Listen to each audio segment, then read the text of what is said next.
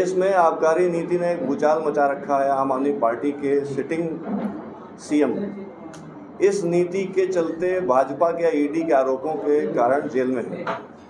हमारा मध्य प्रदेश भी एक राज्य है, यहाँ भी आबकारी का उसी तरह संचालन होता है जैसे दिल्ली राज्य का होता है। अभी एक आदेश है आबकारी विभाग भोपाल का, अभिजीत यादव जी हैं आबकारी आयुक्त, और ये पत्र है दिनांक 26/2/2024, 26 फरवरी 24। दिल्ली के सीएम पर आरोप थे कि आपने आबकारी पॉलिसी में परिवर्तन करके कुछ शराब के ठेकेदारों को लाभ दिया अनुबंध के बाद।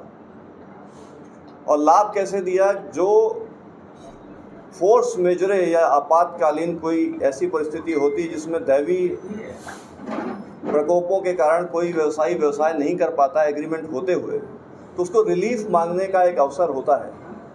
उसने सरकार से आग्रह किया, सरकार ने ईज़ ऑफ डूइंग बिजनेस के तहत उनके बारे में कुछ बेहतर सोचने का प्रयास किया और अच्छा व्यापार कर सकें आबकारी व्यापारी, इसके नाते उनको कुछ लाभ देने का प्रयास किया। जब लॉकडाउन चल रहा था उस पीरियड में व्यवसाय की कमी आने के कारण वो एक वाजिब था। बाद में ईडी के एवं अन्य विपक्षी दलों के बहुत तरह के आरोप थे कि आपने सर्टेन लोगों को चिन्हित करके ये व्यवसाय किया। अब हम आपको मध्य प्रदेश का एक विषय दिखाना चाहते हैं। ये पत्र आप लोगों को मैंने थोड़ी देर पहले एक बार अवलोकन करने के लिए कहा था। ये आबकारी नीति मध्य प्रदेश की आबकारी नीति थी जिसमें उन्होंने तय किया था कि एक दुकान से 4 दुकानों तक का हम एक लॉट बना के छोटे व्यापारियों को भी शराब की दुकान ठेके के द्वारा सौंपेंगे। ये नीति है। नीति से डिविएशन लिया है इस पत्र में आबकारी आयुक्त ने। उन्होंने कहा कि जिस जिले में कोई क्राइटेरिया नहीं फिक्स किया, किस जिले में, रादर हमारी इच्छा से चयनित जिले में हम ये व्यवस्था ख़त्म करके पूरे ज़िले की सारी दुकानें इकट्ठा करके सिंगल पार्टी को टेंडर करेंगे। ये बदलाव किया गया मध्य प्रदेश की नीति में। नीति में बदलाव नहीं किया, एक ऑर्डर है एग्जीक्यूटिव अधिकारी का, उन्होंने ये उज्जैन जिले के लिए लागू किया। उज्जैन जिले की सारी दुकानें इकट्ठी करके एक बिड बनाई गई 660 करोड़ रुपए की। उसमें ठेके आमंत्रित किए गए। ठेकों में से केवल एक पार्टिसिपेंट आया, मात्र एक कंपनी आई। बाकी लोगों को संभवतः मना किया गया या रोका गया, इसके एविडेंसेस मेरे पास नहीं है, पर व्यवस्था ऐसे काम करती है। और फाइनली ये ठेका किसको मिलता है? सीएम साहब मोहन यादव जी के बड़े भाई हैं नरेंद्र यादव जी, उनके द्वारा संचालित कंपनी या उनकी भागीदारी की कंपनी को ठेका मिलता है। कल सुबह से उनका ठेका प्रारंभ हो जाएगा। अब 2 बातें मैं विशेषकर कहना चाहता हूं कि पहली चीज, आबकारी नीति में परिवर्तन का ये एविडेंस, और मनी ट्रेल सीएम हाउस या सीएम होम के अंदर ही है। बड़े भाई बेनिफिशियरी हैं, मनी ट्रेल कहीं बाहर नहीं जा रही, घर के अंदर ही ट्रेल है। हमारा रिक्वेस्ट आप लोग से, आप लोग के माध्यम से भारत की जनता से ये है कि अगर नीति, आबकारी नीति में परिवर्तन करके किसी को लाभ देने के केस में आम आदमी पार्टी के सीएम अगर जेल में रह सकते हैं, तो मध्य प्रदेश के सीएम को क्या एक्सेप्शन मिलना चाहिए? क्या वो इन कानूनों से इम्यून है कि उनके खिलाफ कोई कार्रवाई नहीं की जाएगी? इसलिए हमारा अभी प्राइमा फेसाई इस केस को देख करके इतने मात्र तथ्यों से स्पष्ट होता है कि अब तक तो मोहन यादव साहब को जेल में होना चाहिए था, ईडी के द्वारा उनकी गिरफ्तारी होनी चाहिए। तो क्या इस देश का कानून किसी सीएम विशेष को या किसी पार्टी विशेष के सीएम के लिए नहीं लागू होते हैं और विरोधी पार्टियों पर लागू होते हैं? और मोहन यादव जी की सीधी अरेस्ट और तुरंत जांच की हम मांग करते हैं। हम नहीं कहते कि हमको अरेस्ट की जल्दी, आप जांच कर लो, एविडेंस पब्लिक डोमेन में ही है और सारी गवर्नमेंट की वेबसाइट्स में है, और कल से उनको काम दिया जाना है। काम देने के पहले इसकी रोकथाम और जांच तत्काल होनी चाहिए। ये आम आदमी पार्टी की मांग है। शिकायत भी कर रही है आम आदमी पार्टी मध्य प्रदेश। आज सब देखिए, अब फाइनली डेमोक्रेसी जनता के लिए होती है। चुनाव का समय है, तो एक बात हम चाहते हैं, क्योंकि उन्होंने हमारे सीएम को जेल में डाला है, तो हम चाहते हैं कि पहले जनता देख ले कि हो क्या रहा देश में। उससे जनता को तय करने में सरलता होगी कि कौन सी पार्टी कैसी है, किसका आचरण कैसा, पहले जनता जान ले। आज कल ही कागज प्राप्त हुए हैं, तो निश्चित रूप से हम लोग एक रिप्रेजेंटेशन लीगल अथॉरिटीज़ को देंगे लिख के, और प्लस जो हमारा आंदोलन का तरीका है उससे जनता को इस बात के बारे में जानकारी देना, सभी अधिकारियों के स्तर पे इस बात को करना। कोशिश करेंगे कि दिल्ली के आम आदमी पार्टी के पोर्टल से इस बात का जिक्र हो जाए और सभी संबंधित डिपार्टमेंट्स को टैग कर दें इसको। नहीं तो डॉक्टर मोहन यादव के बड़े भाई का आपने कर रहे होंगे, तब तो वो उस टेंडर प्रक्रिया में और उनको अलॉटमेंट हुआ। देखिए अमित जी, टेंडर की प्रक्रिया का एक बहुत स्वाभाविक स्वरूप क्या होता है कि अगर कोई भी टेंडर पॉलिसी से हटकर कोई एक्सेप्शन निकाल के किया जा रहा है तो उस एक्सेप्शन का एक्सप्लेनेशन होना चाहिए। दूसरी चीज़, पॉलिसी स्टेट का कैबिनेट बनाता है, आबकारी आयुक्त को मेरे ही समझ से ये हक नहीं है कि वो उस पॉलिसी को परिवर्तित करके किसी जिला विशेष को अलग कर दे। फिर रही बात, आपने सवाल किया कि आपका सवाल क्या था? उनके पास वो एलिजिबल होंगे तब तो गाइडलाइन को फॉलो। अगर सिंगल टेंडर प्रक्रिया में होता है तो ये प्रैक्टिस है इन जनरल कि कोई भी विभाग उस टेंडर को एक्सेप्ट नहीं करता है, क्योंकि उसमें पार्टिसिपेशन नहीं है, कंपटीशन नहीं है। तो नेचुरल लॉ ऑफ जस्टिस के हिसाब से सरकार को सबसे अच्छी बोली तब मिलेगी जब उसमें कंपटीशन होगा। इस निविदा में पार्टिसिपेशन तो नहीं है किसी का, कोई कंपटीशनहीनता है, तो वाजिब तो नहीं कहा जाएगा टेंडर। तो ये सरकार की ऐसी क्या मजबूरी थी कि सेकंड कॉल भी नहीं बुला सकते कि चलो और प्रतिभागी आ जाए, कंपटीशन बढ़े, रेट बढ़े। सरकार का उद्देश्य टेंडर से होता है अधिकतम लाभ। 10 पार्टी आएंगी, 10 रेट डालेंगी, 10 लोगों ने पार्टिसिपेट किया, मतलब लगभग काम करने वाले शराब का उस जिले के सारे लोग आ गए होंगे। सिंगल पार्टी को टेंडर देना, वो भी सीएम के भाई को टेंडर देना, नैतिकता के दायरे में तो बिल्कुल सही नहीं माना जा सकता। कानून के दायरे में भी सीवीसी की बहुत पुरानी guidelines, you must avoid single tenders specially in first call. नहीं तो सिंगल टेंडर हो गया इसलिए उनको अलॉट हुआ। वो जो डेट दी थी 31 तक या उसके पहले जो डेट रही होगी उसी बीच में हुआ। देखिए, तारीख से नहीं, निविदा विभाग अपने पक्ष में कोई भी रिजेक्ट करता है, कोई भी एक्सेप्ट कर सकता है, उसका अधिकार होता है। आप स्वयं देख रहे हैं आबकारी आयुक्त होने के बाद भी कि कोई भी और टेंडरर नहीं आ रहा है, तो उनको निश्चित रूप से ये बाध्यता नहीं कि पहले कॉल में ही आप टेंडर एक्सेप्ट कर लें। उसको नंबर ऑफ कॉल्स बढ़ा सकते हैं बेस्ट कंपटीशन आने के लिए। यही सरकारी अधिकारी के हक में और नियम सम्मत है। कोर्ट में जब मामला गया, कोर्ट ने भी रिलीफ नहीं दिया। ऐसे एविडेंसेस तो रहे होंगे ईडी के पास कि नहीं हुआ, कोर्ट ने एक्सेप्ट किया और कहा कि नहीं, इस पर आगे चीजें होनी चाहिए, फाइलिंग जो भी है। एक बहुत इम्पॉर्टेंट बात है जो कई बातचीत में राष्ट्रीय स्तर पर मैं देखता हूं कि ये चीज़ मिस आउट होती है कि पीएमएलए की पूरी व्यवस्था अलग।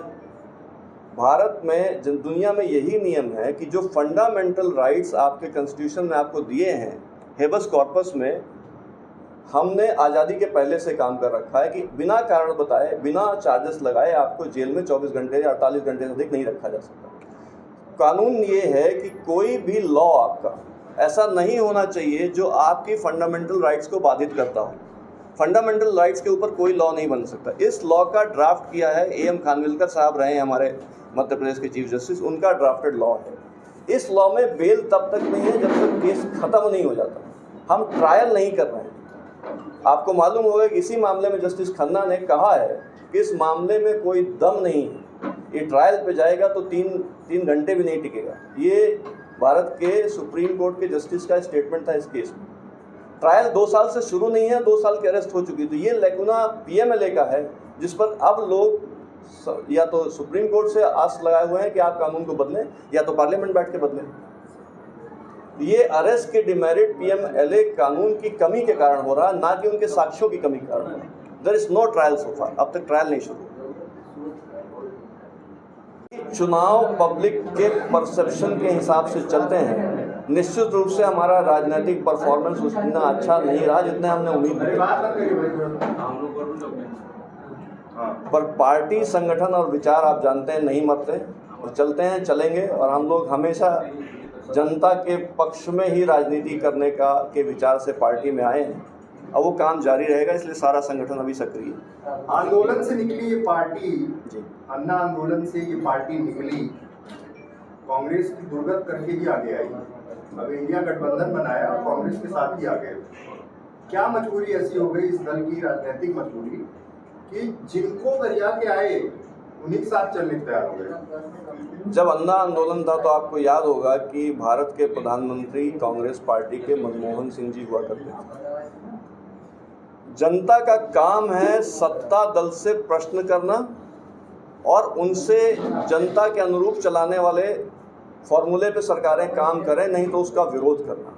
तब हम विरोध में भी थे, बहुत अन्य दल विरोध में रहेंगे, आज की रूलिंग पार्टी भाजपा भी विरोध में थी। हमने जो हमें लगा तब कि इस समय कांग्रेस पार्टी इस जनता के मांगों के या उनकी ज़रूरतों के अनुरूप काम नहीं कर रही, तो हमने उसका विरोध किया। आज हम वैसा ही विरोध सत्ता दल भाजपा से कर रहे हैं, क्योंकि हम जनता की आवाज़, जनता के लिए काम करने वाला दल। आंदोलन से निकली पार्टी आंदोलन करती रहेगी, आज भी कर रही है। आज भी आम आदमी पार्टी के लोग जनता के हक में जेलों में जा रहे हैं। हमारा संघर्ष जारी है। सत्ता में कौन है उससे हमें ज़्यादा राब्ता रहता है, कि जो सत्ता में वही तय करता है कि आदमी का आपके देश में जीवन स्तर कैसा होगा सरकारों के कार्यकलाप से। बुरा जो भी करेगा हम उसका विरोध करेंगे, जो अच्छा करेगा उसका समर्थन करेंगे। केजरीवाल जी की गिरफ्तारी के बाद अन्ना हजारे ने कहा कि मुझे उनके हाल पर दुख नहीं होता है, मैंने उनको 2 बार चिट्ठी लिखी।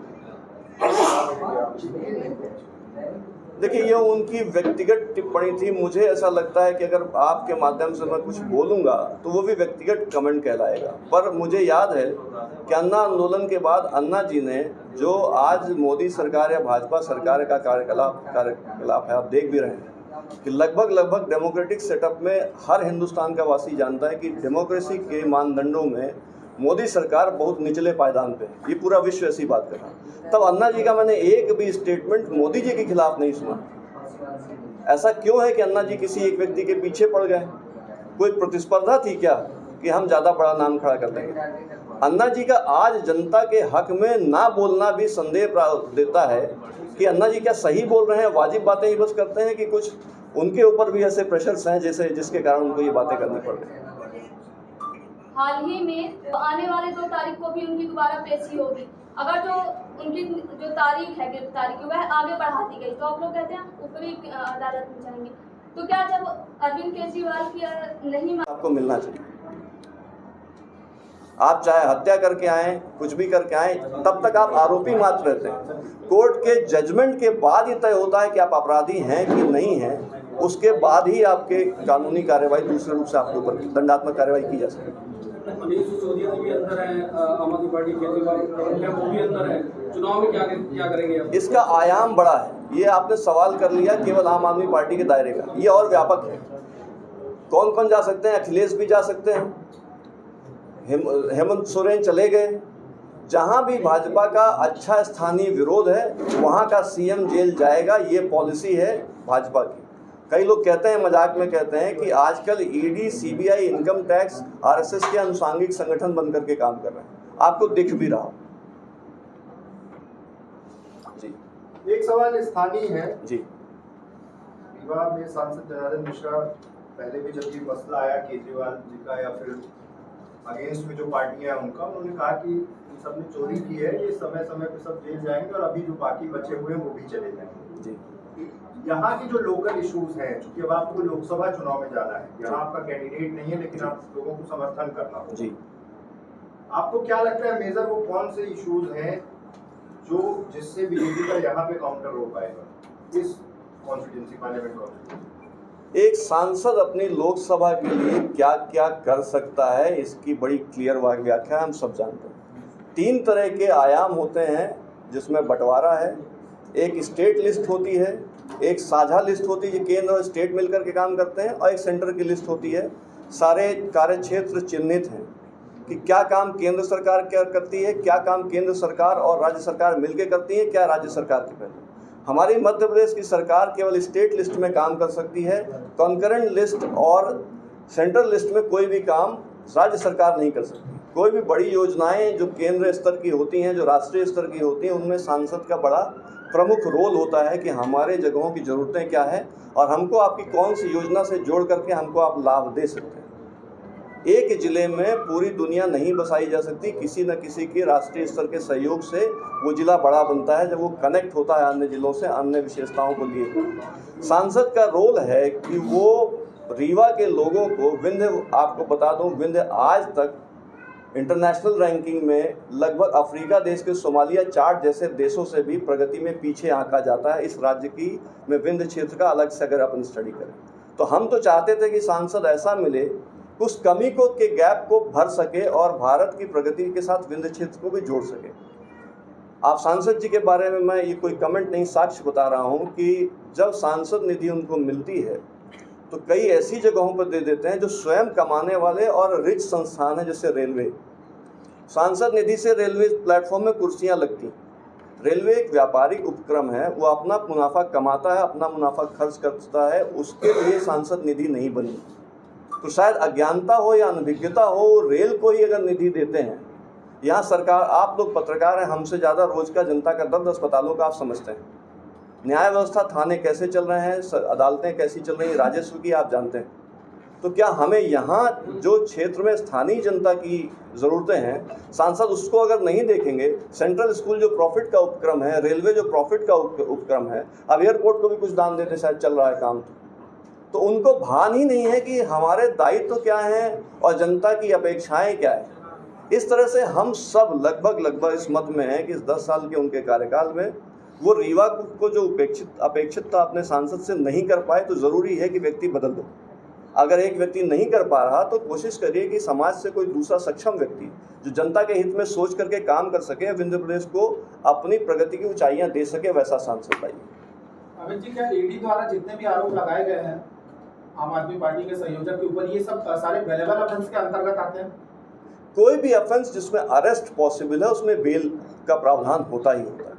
All are available. दूसरी चीज़, बहुत तय रूप से अभी कानूनी ये बातें चल रही हैं कि जिनमें कोई क्राइम टू द सोसाइटी या क्राइम टू ह्यूमन नहीं हुआ है और आर्थिक नेचर के हैं, उनकी अदालतें आर्थिक होंगी, क्रिमिनल पावर्स नहीं होंगे। इसलिए हर हाई कोर्ट की कमर्शियल कोर्ट्स की बेंचेस चल रहे हैं। मेरे मत में, मैं बुद्धिजीवी नहीं हूँ कोई कि सबके बिहाफ में कह सकता हूँ, पर मेरे मत में ये सारे मामले ऑफेंस, फाइनेंशियल ऑफेंसेस के कैटेगरी में आते हैं। इनको बहुत दंडात्मक या क्रिमिनल ऑफेंस से इक्वेट नहीं करना चाहिए। समय आएगा जब आप देखेंगे कैसे सारे केवल फाइनेंशियल क्राइम्स का एक अलग कोर्ट होगा, अलग ट्रायल होगी, अलग पद्धति होगी। मेरे हिसाब से ही गलत है।